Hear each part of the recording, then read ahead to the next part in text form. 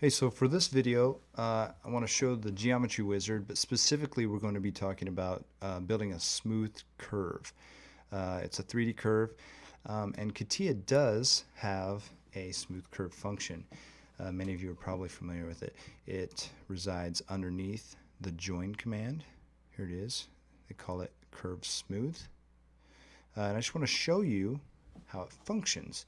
So we'll get that going. I'm going to use this white curve right here for reference.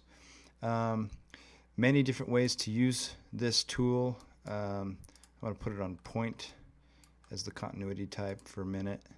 Oops, I'm sorry, I wanted tangent.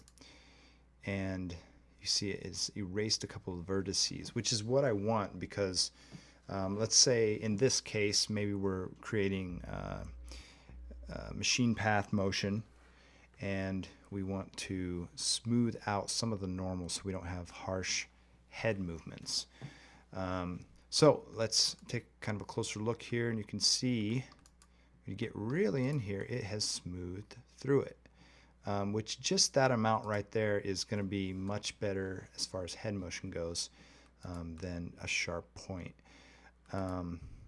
However, I want to show you what happens in CATIA when you smooth a curve. If we kind of come looking at it at this angle, look at this thing. It goes through here and it oscillates, and that is the nature of interpolation with curve smoothing. And the entire curve will be like that if you look down these, if you look kind of almost normal to the endpoints, you'll see these deviations. I mean, look how much that right there is deviating. And given it is small, but it's there. So I have an alternate way. I'm going to go ahead and save this curve by accepting it so we can see it again later. And I'm going to color it a different color here. Let's color this one yellow. Okay, now let's use the geometry wizard curve smooth. All right, so we'll connect it up to CATIA here.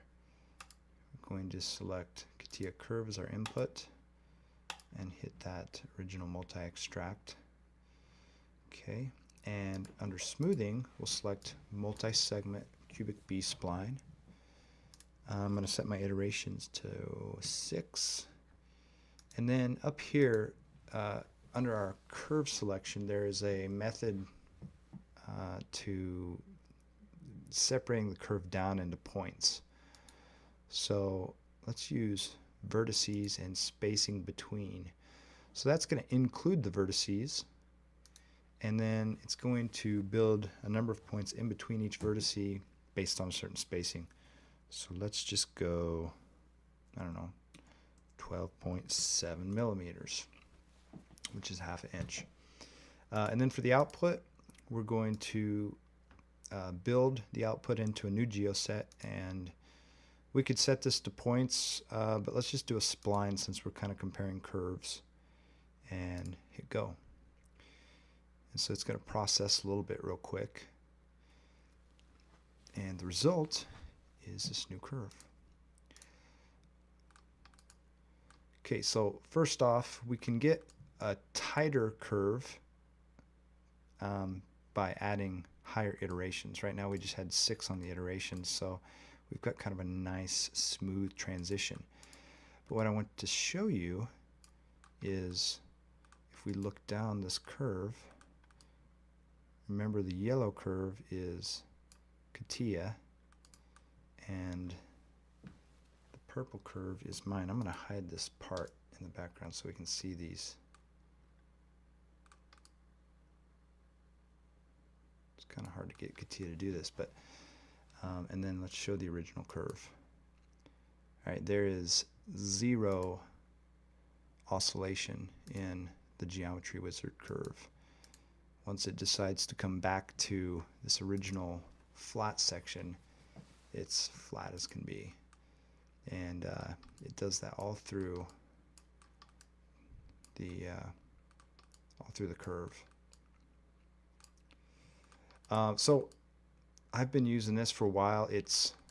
I feel like it's just superior using this methodology as opposed to actually using a CATIA smooth curve.